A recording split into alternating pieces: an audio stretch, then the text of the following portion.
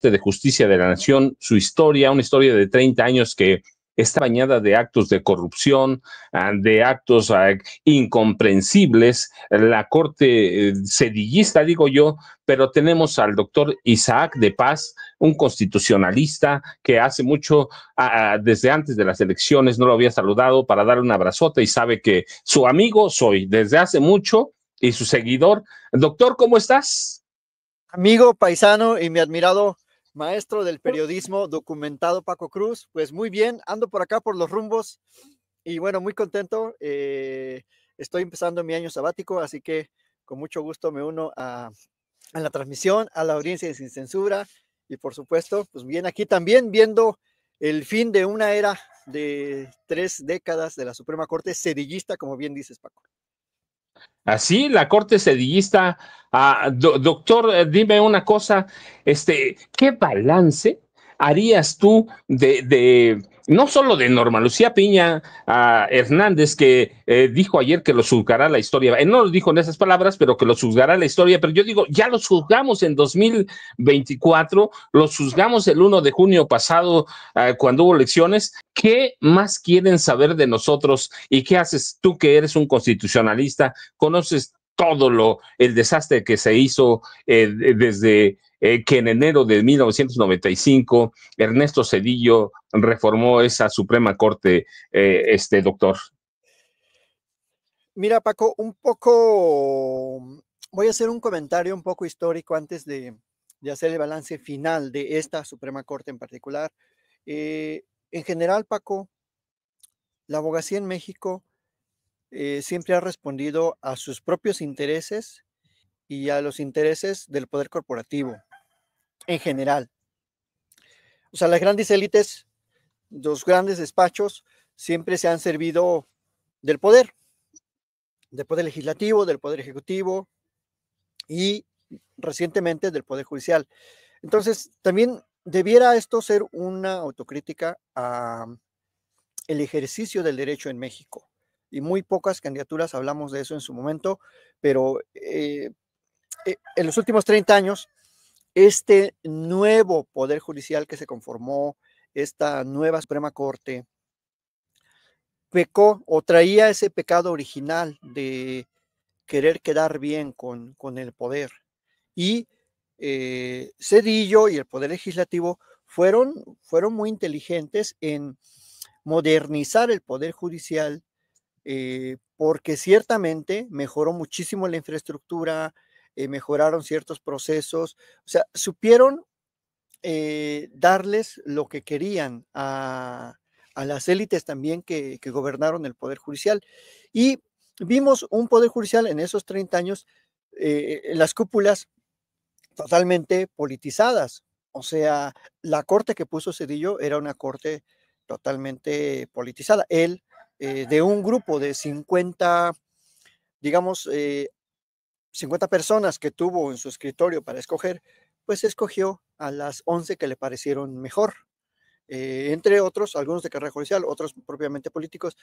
Pero a lo largo de esos 30 años, el Poder Ejecutivo fue poniendo a sus alfiles jurídicos. O sea, todos los que llegaron a la Corte llegaron por un vínculo directo con el Poder Ejecutivo, con el PRIAN. Llámese después Vicente Fox, llámese Felipe Calderón, llámese Peña Nieto, y también, ¿por qué no decirlo? Llámese López Obrador, ¿no? Porque las 3 personas que puso también tenían vínculos directos con él. Ese mecanismo cambió, Paco, pero ya haciendo un balance concreto de esta corte en particular, de la de 2018 a 2024, es una corte que yo, siendo como estudioso del desarrollo de la Suprema Corte, vi que llegó a una edad, la Corte, digamos, en términos como de una metáfora, en términos de una persona, llegó a una edad más o menos entre su adolescencia y su adultez, en que se había separado de alguna manera del poder político, pero no tuvimos en cuenta, y muchos quizás no vimos también, cómo el poder corporativo ya había metido las manos en el Poder Judicial y en la Suprema Corte, en los últimos 15 años por lo menos. Entonces, esa intromisión de ambos poderes y ese intento de separarse de la Suprema Corte del poder político, particularmente cuando llega un poder político que ya no es del color de antaño, pues generó esta ruptura. Ya lo dijo por ahí en algún comunicado la ministra Lenia Batres, o sea, la ministra Norma Lucía Piña Hernández, la última presidenta de la Corte, de esta Corte, le apostó como a la ruptura institucional. Y creo que yo hubiese preferido una Corte de hace 10 años que tenía buena comunicación política, que tenía, digamos, cierto respeto por el Poder Ejecutivo y Legislativo, y no una Corte rebelde que en su rebeldía se ensimismó y, y no logró más que, como tú ya bien lo mencionaste, que el pueblo en las urnas los juzgó y en el proceso, me refiero a las urnas de 2024, no a estas urnas del 1 de junio, sino a las del año pasado, porque ahí es en donde se apoya la reforma judicial, la reforma constitucional para provocar el cambio constitucional. Entonces, está terminando mal la Suprema Corte en cuanto a ese distanciamiento institucional con los otros poderes, mal en cuanto a su distanciamiento del pueblo, incluso mal en cuanto a su fragmentación al interior. Ahí me dio también cierta tristeza, porque bien que mal hay que tenerle respeto a la gente. Ministros y ministras, en la última reunión nacional de magistraturas, juzgados federales, estaba semivacío el auditorio, o creo que había 20 personas, 25. Y eso refleja que también hay una serie de grupúsculos al interior del Poder Judicial muy enemistados entre sí, y a pesar de que los ministros y ministras, por lo menos la mayoría, les hicieron caso, al final los dejaron solos. O sea, a estos ministros y ministras, sus huestes los dejaron solos. Incluso hay algunos que los acusan de traidores. O sea, no quedaron bien con nadie. Es lo que quiero decir. No quedaron bien con nadie. Ni con el pueblo, ni con los poderes, ni con su propia gente. ¿Por qué? Bueno, volviendo al comentario inicial, porque la abogacía también en este país ha sido muy corrupta. La abogacía, cuando no respondes a sus intereses, no te agradece nada. En general, hay muy buenas abogadas, muy buenos abogados, muy comprometidas, muy comprometidos con los derechos humanos, con las causas sociales, pero el grueso no es así. Tan es así que la mayoría de las barras, la mayoría de asociaciones estuvieron en contra de la reforma judicial. El 90% me atrevo a decir que estuvo en contra, muy en contra. Entonces, Paco, ese es el balance. Esperemos que esta nueva corte no le pase lo mismo, no llegue con esas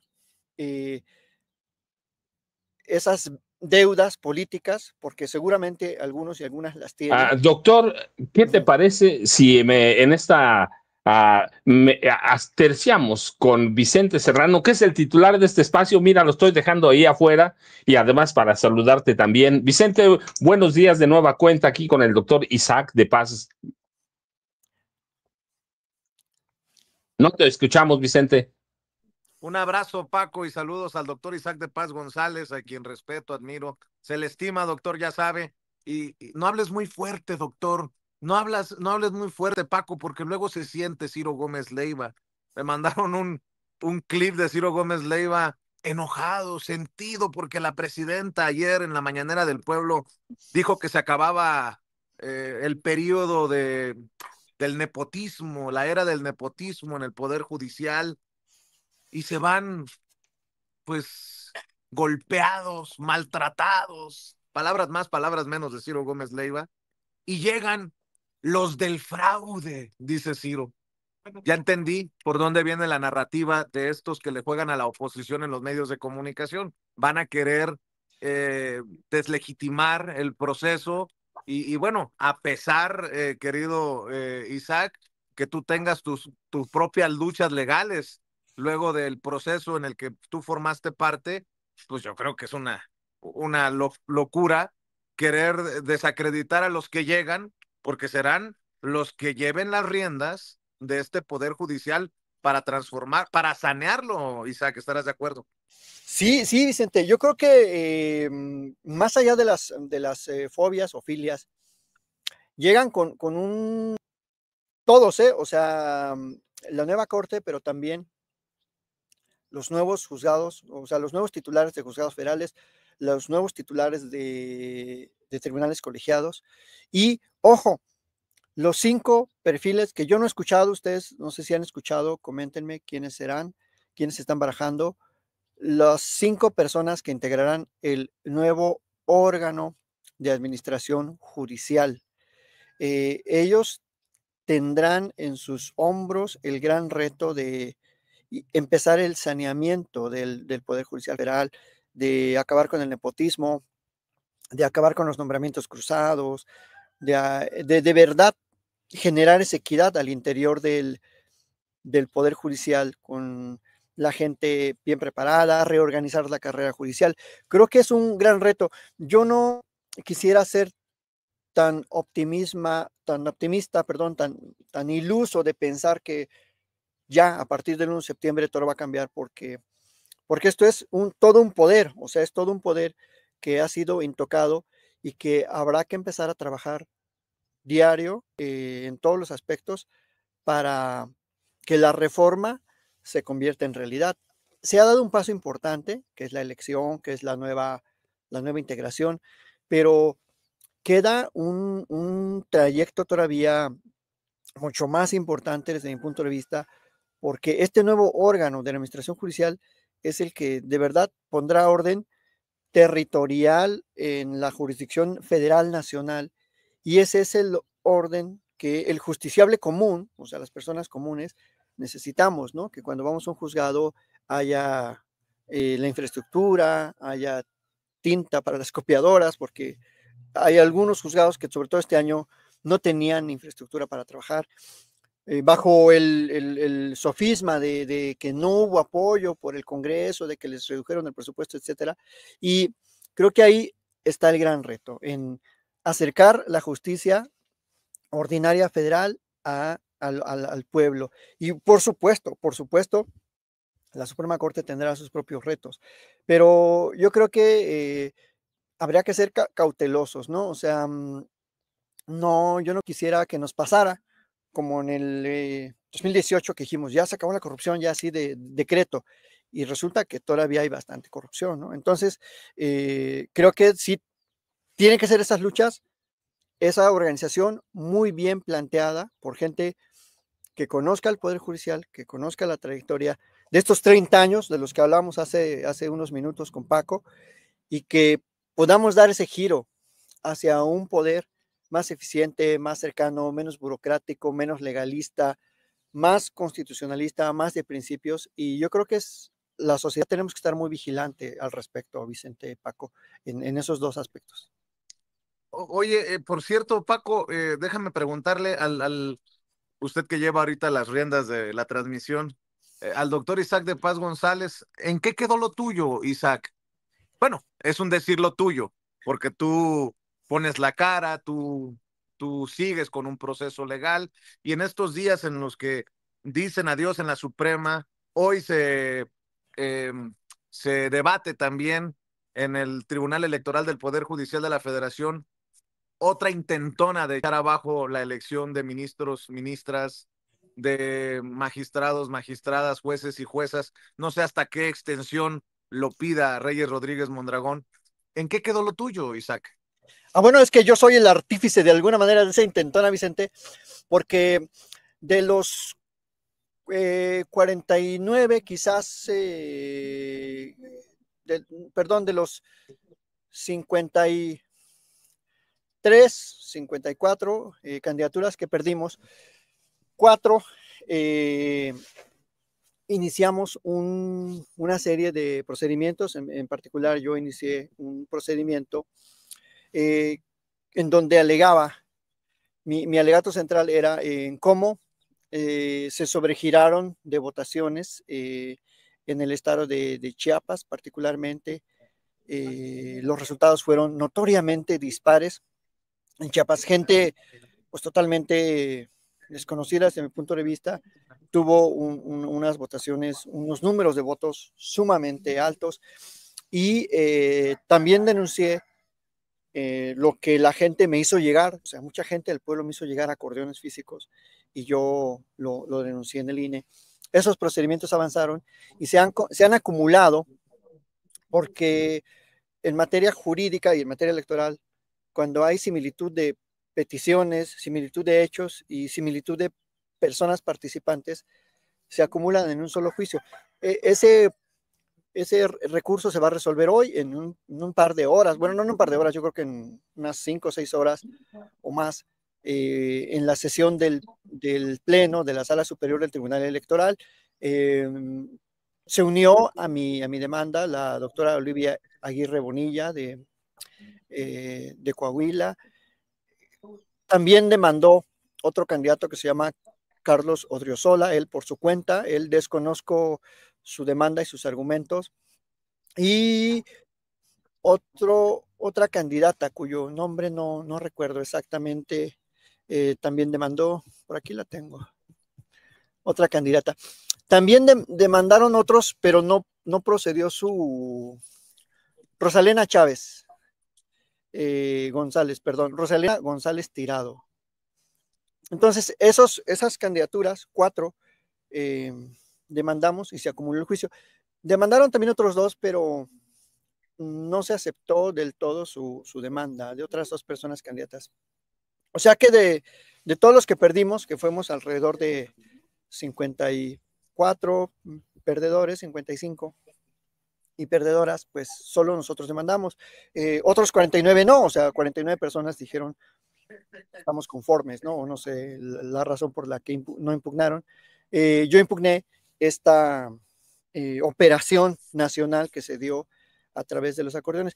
Y claro, en el proyecto que hoy se va a discutir, se está valorando la anulación de la elección de ministras y ministros de la Suprema Corte. El proyecto es un proyecto muy amplio, es alrededor de 500 páginas. Es un proyecto con el que en algunas partes estoy muy de acuerdo, en otras no tanto. Y se hizo teniendo en cuenta todo el cúmulo de información, de acordeones, de estadística, de anomalías que se presentaron en las 31 entidades federativas, y hicieron un estudio muy profundo de cómo incidieron estos, cómo hubo un bloque de personas, de candidatas y candidatos que al final resultaron las ganadoras y que tuvieron presencia en por lo menos 26 estados como bloque y en algunos acordeones por lo menos en 30. Entonces, esta es la razón por la que el proyecto del magistrado Reyes Rodríguez plantea la nulidad, plantea que se vuelvan a hacer esas elecciones, plantea que se quede una corte provisional, entre otras cosas. Podrá tenerle la gente pues fobia a Reyes Rodríguez por haber sido funcionario de Felipe Calderón, pero el proyecto técnicamente en la mayor parte de sus argumentos es sólido. En otras partes el proyecto también yo lo veo sobregirado, como que se excedió en algunas cuestiones sobre todo de hipótesis, de querer relacionar una cosa con otra, pero es un proyecto que seguramente no va a alcanzar la mayoría, o sea, no creo que la mayoría de la sala, las 5 magistraturas, anulen la elección judicial. Creo que va a quedar, y te lo puedo decir así, o sea, Reyes va a votar a favor de su proyecto, Yanino Talora quizás vote también a favor de su proyecto, pero la magistrada presidenta, que es la de la izquierda, no va a votar a favor, va a votar en contra. Quizás también Felipe de la Mata Pizaña va a votar en contra. Y el magistrado Fuentes Barrera, por cierto, paisano de Paco y mío, va a votar también en contra. Entonces va a quedar 3-2, no va a alcanzar la mayoría. O quizás hasta dejen solo a Reyes, ¿no? Puede quedar 1-4. Entonces, no, creo que no va a alcanzar la mayoría del proyecto. Esa es meramente una creencia mía, sustentada en algunas cuestiones que no vale la pena mencionar, pero creo que yo lo vería más bien, Vicente, el proyecto. En lo personal, Yo quería dejar constancia, Vicente, como ex candidato, perdón, de las anomalías que a mí me parecieron insostenibles y que yo, como abogado en principio, y como abogado constitucionalista, y como participante, y además como ciudadano, yo no puedo dejar pasar por alto. Si yo dije que quería ser ministro para defender la Constitución, la voy a defender hasta sus últimas consecuencias, Vicente. Y como yo no tengo con quién quedar bien ni con quién quedar mal, pues tengo la suficiente independencia para no consultar a nadie, para no aspirar a ningún cargo, para no tener miedo de que, ay, ¿qué van a decir? Si demandas, no demandes, ya quédate callado y mejor ya prepárate para otra cosa. No, yo tengo la independencia, la suficiente, pues también capacidad jurídica para implementar este tipo de demandas, tengo la autonomía necesaria, la profundidad técnica, el conocimiento para hacerlo y sobre todo la voluntad, ¿no? Porque quizás muchas personas otras lo tienen y no lo hicieron. De las 49 personas que perdieron, pues no lo hicieron. Entonces, quería hacerlo por esa convicción personal, ¿no? De decir, bueno, yo no me puedo quedar callado ante esto. Y esa es una gran lección que podemos aprender. La otra no es para mí, la otra es en general una constancia de que se puede hacer mejor la elección judicial, de que los poderes políticos no deben interferir, de que los grupos de poder al interior de la izquierda se deben abstener en cuanto a elecciones judiciales, de que no se deben, porque está prohibido legalmente, constitucionalmente, y porque además es muy inmoral, que la Secretaría del Bienestar mueva gente, que incentive el voto a través de sus bases de datos, que las gubernaturas incentiven el voto, que muevan gente el día de la elección, que hagan operaciones de esa naturaleza. Creo que la izquierda, en particular la 4T en México, se está emborrachando de poder. Se está emborrachando de poder. Y lo digo con todo respeto para el movimiento de la 4T. Y no se están dando cuenta, están ensimismados. Y la elección judicial es uno de los indicadores negativos que pueden llevar a la izquierda a ensimismarse más, entre otros, pero particularmente este. Entonces, creo que es una lección que se puede mejorar, que se debe aprender desde dentro y que no vuelva a suceder este tipo de operaciones. Qué bueno que lo estás aclarando, qué bueno que lo estás aclarando y lo estás hablando así abiertamente, Isaac, porque no es intentar tirar la elección, es que las próximas sean mejores procesos. Y yo sé que también has de estar preparado para las consecuencias de tu congruencia, ¿no? O sea, yo veo mucha gente que te está tirando hasta con la cubeta, hay gente que te respalda por esa congruencia y yo veo, pues, los que te conocemos, una intención de señalar que esto no estuvo al 100% aseado, por decirlo de alguna manera, y que hay cosas que se tienen que mejorar. Y tú como un hombre de leyes, pues yo creo que no podíamos esperar menos de ti. Y estoy seguro que incluso la presidenta Claudia Sheinbaum reconocería la valentía porque vas contracorriente.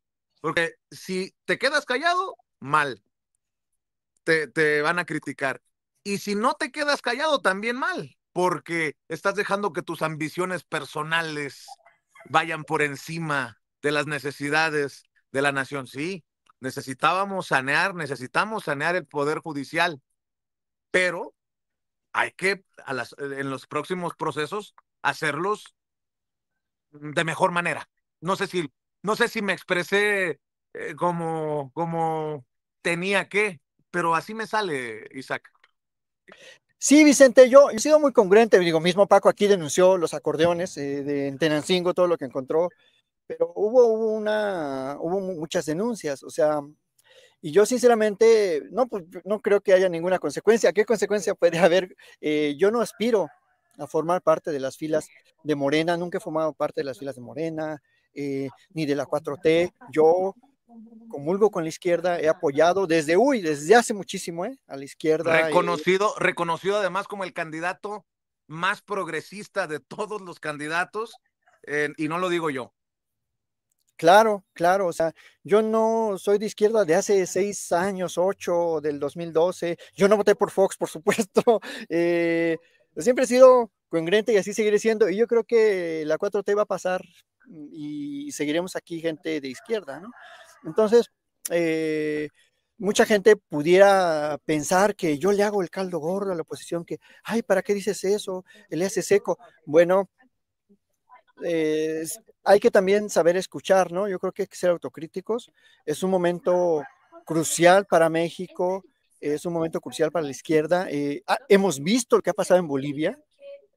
Por esos pleitos al interior de un movimiento se fue al caño y creo que puede pasar en México. Entonces hay que estar conscientes de que si la izquierda quiere seguir gobernando, tienen que hacerlo con las reglas del juego, sin ambiciones, con equidad y con perfiles plurales. Entonces, esa es la intención, Vicente, de mi conformidad. Además es legal, o sea, no estoy haciendo nada que no esté dentro del marco constitucional. Creo que es una buena sacudida para la gente que participamos en todos los sentidos y en todos los aspectos en esta elección, y va a seguir adelante. Seguramente a la nueva corte le va a ir bien.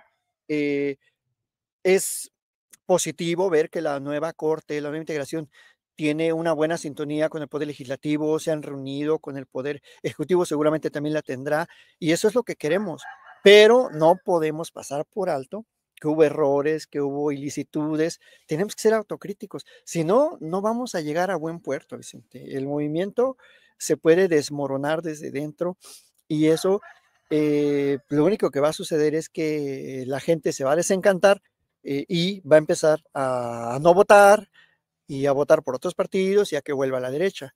Entonces, creo que es un gran aliciente que haya autocrítica, que al interior del movimiento haya también diferencias y que se vayan resolviendo sobre la marcha para favorecer no intereses personales, sino intereses de la nación, ¿no? O sea, en particular, yo no tengo ya ningún interés personal de participar en nada. O sea, yo he sido académico los últimos 10 años de mi vida, antes fui abogado y seguiré siendo académico y abogado también. O sea, no me interesa ningún otro tipo de cuestiones. Así que no, no temo Abogado, ninguna consecuencia. Así que abogado, estoy. académico y comentarista también aquí en Sin Censura. Estás Bueno, cabrón. claro, ¿no? Por supuesto, de Sin Censura, por supuesto, del el gran programa que, como hemos visto en los últimos días, Vicente, la pluralidad a veces cuesta, ¿no? A veces es criticada. Pero yo creo que es mejor a quedarnos ahí callados o hacerle el juego a otros. Yo creo que es mejor ser congruente, tener los principios y seguir caminando en esos principios. Pues yo te mando un abrazo y te deseo mucha fuerza, mi querido Isaac. Creo que hay batallas que perdiendo se ganan. No sé si estoy diciendo una locura, pero tú adelantas que esta batalla, por tu congruencia, se va a perder. O sea, tú la vas a perder, pero gana México, porque precisamente lo que provocas es ese proceso de autocrítica tan necesaria. Yo así lo veo, así lo siento, y yo te mando un abrazo y te deseo éxito en lo que traes ahí, en proyectos, me imagino que en la universidad, y pues ya sabes que aquí hay un espacio siempre para ti, Isaac. Claro que sí, Vicente, todos los martes ya quedamos. Y yo creo que más allá de que hemos ganado como país, Vicente, como democracia hemos ganado, porque ahora todo el tiempo se discute qué hace la Corte, qué no hace, qué hacen los juzgados, cómo son las resoluciones judiciales, quiénes son las víctimas, quiénes son los victimarios. Hay más escrutinio y eso es súper positivo. Este es el gran gane, que ahora algo que antes estaba hermético, estaba cerrado, ahora está abierto a la discusión. Y eso creo que todos hemos colaborado para ello, comentaristas, algunos medios, otros más que obviamente los medios derechosos no, pero la gente, abogacía que participa, los propios perfiles que participamos en las elecciones, ojalá que sigan participando, ojalá que sigamos todos abiertos en nuestros canales, en nuestras redes, a seguir discutiendo esto, Vicente, porque de eso se trata la democracia. Y la democracia judicial en particular, tenemos que construirla y para eso pues se necesita autocrítica. Así que muchas gracias, Vicente, muchas gracias a Paco, a Ceci, a toda la gente, a la audiencia de Sin Censura. Muchísimas gracias. Incluso gracias a aquellos que no estén de acuerdo con lo que decimos, porque también de eso se fortalece este espacio libre como el viento. Tus redes sociales, doctor. Claro que sí, Vicente, pues por supuesto, mis redes son @Isaac de Paz en X, @Isaac de Paz también en TikTok, en Instagram, en Facebook, Isaac de Paz González. Y bueno, ahí síganme para todo lo que se comenta legal y constitucionalmente, pues seguiré con mis videos, con mis comentarios y transmisiones. Así que muchas gracias, Vicente. Excelente miércoles para todas y todos. Claro que sí, gracias, doctor. Un Y abrazo, disculpa ayer. doctor. Sale, abrazo, el doctor Isaac de Paz González. Oye, Paco, déjame